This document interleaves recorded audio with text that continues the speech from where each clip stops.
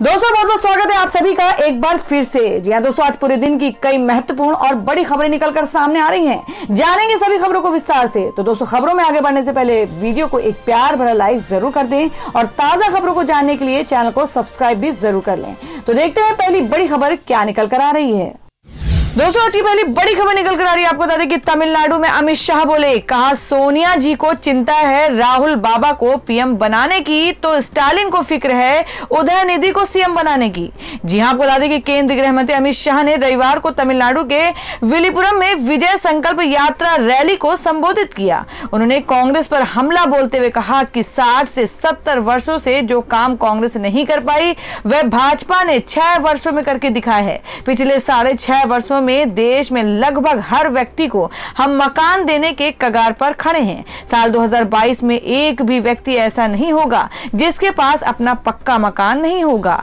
जी आपको बता दें कि अमित शाह ने कहा कि आने वाले चुनाव में एक और भाजपा और अन्नाद्रमुक का गठबंधन है जो रामचंद्रन, जयललिता और भाजपा के सिद्धांतों पर चलेगा। दूसरी ओर डीएमके और कांग्रेस का गठबंधन है जो वंशवाद परंपरा में विश्वास करता है। एक और एनडीए है जो देश को सुरक्षित करने, गरीबों का उत्थान करना चाहता है और देश के अर्थतंत्र को पटरी पर चलाना चाहते हैं। दूसरी ओर डीएमके और कांग्रेस पार्टी है जो अपने परिवार की ही चिंता करती है और भ्रष्टाचार से लिप्त रहती है। गृह मंत्री ने कहा कि स्टालिन जी आज भ्रष्टाचार की बात करते हैं। मैं पूछना चाहता हूं कि किसने किया था 2G स्कैम? आपके आसपास ये सब चल रहा है और आप भ्रष्टाचार की बातें करते हो। आपके परिजनों के कितने बड़े बड़े महल बने हैं। सोनिया जी को चिंता है राहुल बाबा को प्रधानमंत्री बनाने की और स्टालिन जी को चिंता है उदयनिधि को मुख्यमंत्री बनाने की। इन लोगों को ना देश की चिंता है और ना तमिलनाडु की, उनको बस अपने परिवार की चिंता है। और दोस्तों में अगली बड़ी खबर आ रही है किसान आंदोलन हवाले से। जी हां, आपको बता दें कि किसान आंदोलन को और धार देने की तैयारी, समर्थन में जुटाने के लिए राकेश टिकैत करेंगे 5 राज्यों का दौरा। जी हां, आपको बता दें कि केंद्र सरकार के नए कृषि कानूनों के खिलाफ चल रहे किसानों के आंदोलन को और धार देने की तैयारी चल रही है। इसी क्रम में समर्थन जुटाने के लिए किसान नेता राकेश टिकैत मार्च में 5 राज्यों का दौरा करेंगे। भारतीय किसान यूनियन बीकेयू के एक पदाधिकारी ने इस बाबत कहा कि बीकेयू के राष्ट्रीय प्रवक्ता और किसान आंदोलन का एक प्रमुख चेहरा टिकैत 1 मार्च से दौरे की शुरुआत करेंगे। बीकेयू के मीडिया प्रभारी धर्मेंद्र मलिक ने कहा है कि मार्च में उत्तराखंड, राजस्थान, मध्य प्रदेश, कर्नाटक और तेलंगाना में किसानों की बैठक की तैयारी चल रही है। उत्तर प्रदेश में भी 2 बैठकें होंगी। उन्होंने कहा कि राजस्थान में 2 बैठकें और मध्य प्रदेश में 3 बैठकें होंगी। 20, 21 और 22 मार्च को अंतिम दिन बैठकें कर्नाटक में होंगी। मलिक ने कहा कि तेलंगाना में 6 मार्च को एक कार्यक्रम निर्धारित है, लेकिन राज्य में कुछ चुनावों के कारण हमें अभी तक इसकी अनुमति नहीं दी गई है। उन्होंने कहा कि यदि अनुमति मिल जाती है तो तेलंगाना में बैठक निर्धारित कार्यक्रम के अनुसार बीकेयू करेगी।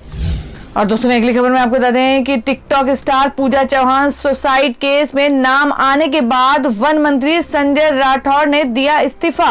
जी आपको बता दें कि टिकटॉक स्टार पूजा चौहान की खुदकुशी के मामले में नाम आने के बाद महाराष्ट्र के वन मंत्री संजय राठौड़ ने इस्तीफा दे दिया है।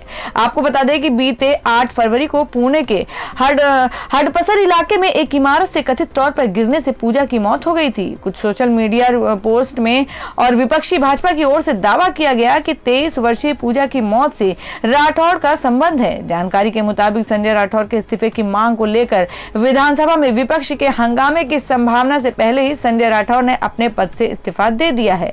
आपको बता दें कि जिस तरह से विपक्ष चेतावनी दे रहा है कि वे विधानसभा सत्र को नहीं चलने देंगे, मैंने इससे खुद को दूर कर लिया है। मैं मामले में निष्पक्ष जांच चाहता हूं।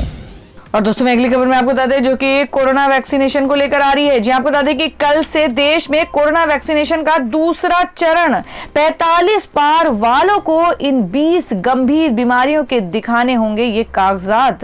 जी हम बात कर रहे हैं कि देश में 1 मार्च से कोरोना वैक्सीनेशन का दूसरा चरण शुरू हो रहा है। वैक्सीनेशन के दौरान 60 साल से ज्यादा उम्र के लोगों को वैक्सीन लगाई जाएगी। हालांकि कोरोना वैक्सीन सरकारी अस्पतालों में मुफ्त दिया जाएगा, जबकि निजी अस्पतालों में लोगों को इसके लिए भुगतान करना होगा। अधिकारिक सूत्रों ने शनिवार को बताया कि निजी अस्पताल कोविड टीके की एक खुराक के लिए 250 रुपए तक का शुल्क ले सकते हैं। इसमें 150 रुपए टीके की कीमत और 100 रुपए सेवा शुल्क है। आपको बता दें कि स्वास्थ्य मंत्रालय ने यह पहले ही साफ कर दिया कि 45 साल से ऊपर के ऐसे लोगों को भी वैक्सीन की डोज दी जाएगी जो पहले से किसी गंभीर बीमारी से पीड़ित हैं। मंत्रालय ने शनिवार को उन बीमारियों की लिस्ट जारी की जिसमें ग्रसित 45 से 59 साल के लोगों को कोरोना वैक्सीन दिए जा सकेंगे। कोविड टीकाकरण के लिए 20 गंभीर बीमारियों को सूची में रखा गया है। 45 से 59 वर्ष की आयु के ऐसे लोग जो हृदय संबंधी रोग, कोरोनरी धमनी रोग, सीटी, MRI, स्ट्रोक, 10 साल से अधिक समय से मधुमेह, उच्च रक्तचाप, गुर्दे व इस तरह की अन्य बीमारियों से ग्रसित हैं, उन्हें टीका लगाया जाएगा। तो दोस्तों, खबरों में आगे बढ़ने से पहले जान लेते हैं आज के माइंड क्विज के सवाल को। आज का सवाल है, आपको बताना है कि अरुणाचल प्रदेश की राजधानी कहां है। इसका जवाब आपको वीडियो के नीचे कमेंट बॉक्स में देना है और सही जवाब देने वालों को रैंडमनेस लेके जाएगा और वो जीत सकते हैं बम्पर पुरस्कार। तो बढ़ते हैं अगली खबर की ओर। और दोस्तों, मैं अगली खबर में आपको बता दें कि मेरठ की किसान महापंचायत में सीएम केजरीवाल का केंद्र पर बड़ा आरोप। बोले लाल किला कांड बीजेपी की सरकार ने कराया। जी हां, आपको बता दें कि दिल्ली के मुख्यमंत्री अरविंद केजरीवाल ने उत्तर प्रदेश के मेरठ में एक किसान महापंचायत में बीजेपी पर बड़ा आरोप लगाया है। उन्होंने कहा कि लाल किले का पूरा कांड बीजेपी की सरकार ने कराया और जिन्होंने झंडे फहराए वो इनके अपने कार्यकर्ता थे। जी, आपको बता दें, उन्होंने कहा कि हमने शुरू से ही इस आंदोलन में हिस्सा लिया। केजरीवाल ने केंद्र पर आरोप लगाते हुए कहा कि केंद्र सरकार ने प्लानिंग बनाई कि दिल्ली में आ जाने दो, फिर जेल में डाल देंगे। केंद्र सरकार ने मेरे पास फाइल भेजी कि दिल्ली के 9 बड़े स्टेडियम को जेल बनाना है। सीएम केजरीवाल ने कहा, किस्मत अच्छी है कि जेल बनाने का अधिकार मेरे पास है। इनको फाइल मेरे पास भेजनी पड़ी। पहले प्यार से कहा, फिर धमकी दी कि फाइल क्लियर कर दो। हमने उन्हें जेल नहीं बनाने दी। मुझे पता था कि ये सब को जेल में डाल देंगे आंदोलन खत्म करने के लिए। अरविंद केजरीवाल ने कहा कि जब से किसान दिल्ली के बॉर्डर पर आकर बैठे हैं, हमारी पार्टी और सरकार की तरफ से हम तन मन धन से उनकी सेवा कर रहे हैं। पानी, टॉयलेट, वाईफाई की व्यवस्था करने में हम पूरी मदद कर रहे हैं। 28 जनवरी की रात को जो कुछ हमने टीवी पर देखा उस पर यकीन नहीं हुआ। उन्होंने कहा कि हमारे देश के महान किसान नेता बाबा महेंद्र सिंह टिकैत के सुपुत्र राकेश टिकैत जो किसानों के लिए अपना शरीर गला रहे थे और सरकार ने उनके साथ जो व्यवहार किया, उनकी आंखों से आंसू निकल आए। मुझसे ये नहीं देखा गया। उन्होंने कहा कि आज हमारे देश का किसान बहुत ज्यादा पीड़ा में है। 3 महीने से ज्यादा हो गए। कड़कड़ाती ठंड में किसान दिल्ली के बॉर्डर पर अपने परिवार, अपने बच्चों के साथ बैठा हुआ है।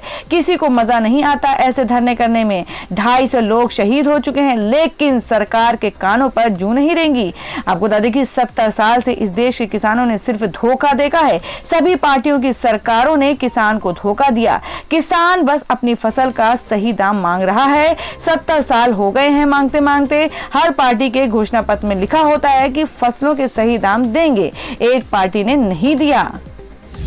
और दोस्तों, मैं अगली बड़ी खबर में आपको बता दें जिसमें फारूक अब्दुल्ला ने कहा कि देश की विभाजनकारी ताकतों से लड़ने के लिए एकजुट होना चाहिए, कांग्रेस का मजबूत होना जरूरी।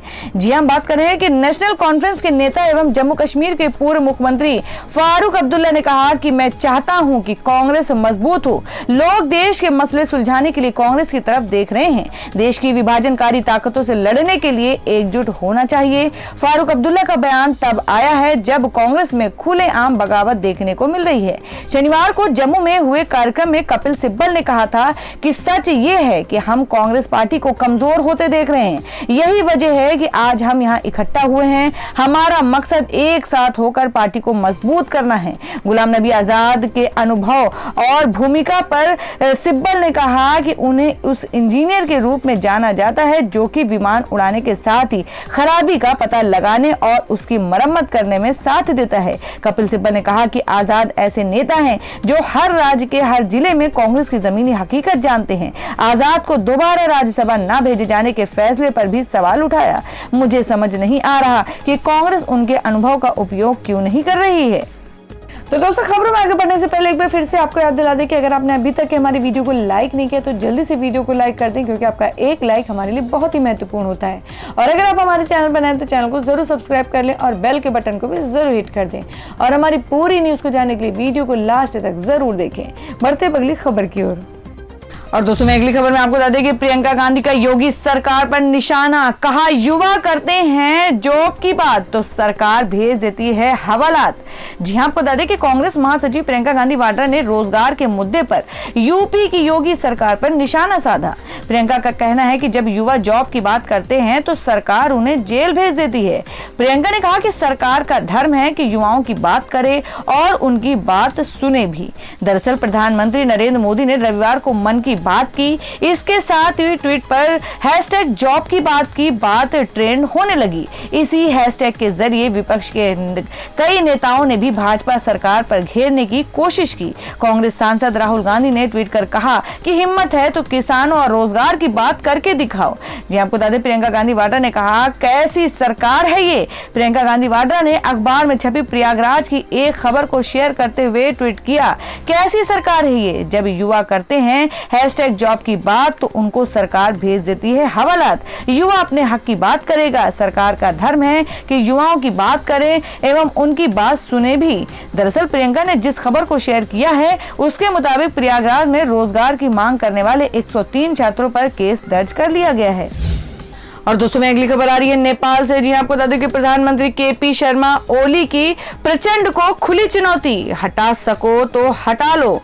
जी आपको बता दें कि नेपाल के प्रधानमंत्री केपी शर्मा ओली ने रविवार को सत्ताधारी नेपाल कम्युनिस्ट पार्टी के दूसरे गुट के नेता पुष्प कमल दहल प्रचंड को खुली चुनौती दी है कि अगर उन्हें उनके पद से हटा सकते हैं तो हटा दें। नेपाली पीएम ने अपने गृह जिले झापा में एक कार्यक्रम को संबोधित करते हुए प्रचंड की अगुवाई वाले गुट से कहा है कि वे चाहे तो संसद में उनके खिलाफ अविश्वास प्रस्ताव लाएं और उसे पारित कराकर दिखाएं। बता दें कि पिछले हफ्ते ही नेपाली सुप्रीम कोर्ट ने संसद बहाल करने और 13 दिनों के भीतर सत्र बुलाने का आदेश दिया है। अदालत के आदेश के बाद से ओली पर लगातार इस्तीफे का दबाव बना हुआ है, लेकिन वह कुर्सी छोड़ने के लिए तैयार नहीं है।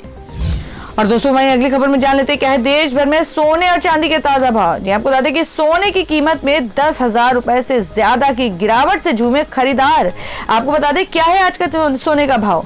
जी हम बात करें कि सोना खरीदारों के लिए अच्छी खबर है। फरवरी महीने के आखिरी कारोबारी हफ्ते से आखिरी दिन भी सोने की कीमत में गिरावट का दौर जारी रहा। शुक्रवार को सोना 342 रुपए सस्ता होकर 45,599 रुपए प्रति 10 ग्राम पर हो गया, जबकि चांदी 2,007 रुपए कम होकर 67,419 रुपए प्रति किलोग्राम पर आ गई। इस तरह सोना अपने उच्चतम भाव से 10,000 रुपए से ज्यादा तक गिर चुका है। 7 अगस्त 2020 को सोना अपने उच्चतम स्तर पर पहुंच गया था। सोने की कीमत इस दिन 56,200 के पार हो गई थी। इस कीमत से अगर तुलना करें तो सोने की कीमत में 10,000 से अधिक की गिरावट आ चुकी है। चांदी ने भी अगस्त में अपना ऑल टाइम हाई छूने का काम किया था और वह 77,840 रुपए प्रति किलोग्राम के करीब आ पहुंची थी। और दोस्तों अगली खबर में जान लेते हैं क्या है देश भर में मौसम के ताजा हालात। जी आपको बता दें कि मौसम फिर बदलेगा रंग। उत्तराखंड समेत इन राज्यों में भारी बारिश की आशंका और अलर्ट जारी। जी हम आपको बता दें कि भारतीय मौसम विभाग ने अगले 3 दिनों के लिए उत्तराखंड, हिमाचल और कश्मीर में भारी बारिश का अलर्ट जारी किया है। आईएमडी ने कहा कि पश्चिमी विक्षोभ की वजह से पहाड़ों पर 1, 2 और 3 मार्च को बारिश और बर्फबारी की आशंका बनी हुई है, जिसके कारण एक बार फिर से उत्तर भारत में भारी उलटफेर देखने को मिल सकता है। विभाग ने कहा कि चमोली में भारी बारिश संभव है, तो वहीं उत्तराखंड के अधिकांश इलाकों में अगले 3 दिनों में तेजी से तापमान गिरने की आशंका है। जहां पहाड़ों पर बारिश के आसार हैं, वहीं दूसरी ओर मैदानी इलाकों में पारा बढ़ गया है। 2 दिन पहले दिल्ली के मौसम में अचानक से तब्दीली देखी गई। दिल्ली में बीते शुक्रवार को 15 साल का रिकॉर्ड गर्मी का टूट गया। आपको बता दें कि दिल्ली में उस दिन अधिकतम तापमान 32 डिग्री पहुंच गया था, तो वहीं न्यूनतम तापमान भी सामान्य से 12 डिग्री ज्यादा था। मालूम हो कि ऐसा साल 2006 में हुआ था, जब फरवरी में दिल्ली इतनी गर्म हुई थी। उस वक्त 21 फरवरी को दिल्ली में 32 डिग्री तापमान पहुंचा था। तो दोस्तों ये थी अब तक की सभी बड़ी खबरों की अपडेट्स। टुडे ब्रेकिंग न्यूज और लेटेस्ट खबरों को देखने के लिए हमारे चैनल को सब्सक्राइब जरूर कर लें, वीडियो को लाइक और शेयर भी जरूर कर दें अपने दोस्तों और रिलेटिव्स के साथ। तो दोस्तों फिर मिलेंगे काम की खबरों और सरकारी योजनाओं की एक और नई वीडियो के साथ। तब तक के लिए धन्यवाद दोस्तों।